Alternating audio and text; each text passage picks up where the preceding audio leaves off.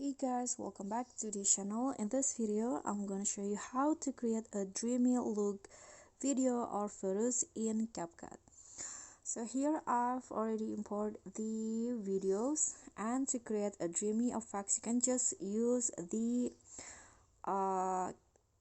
video effect from CapCut. So the first effect that you're going to add is under the lens category.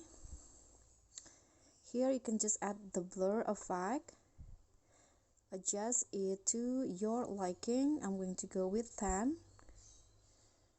Okay, then after that click on a check icon and apply it to all of your clips.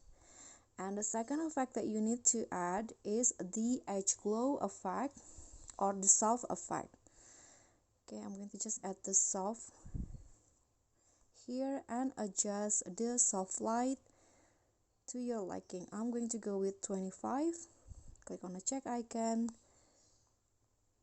and if you want you can also use the edge glow.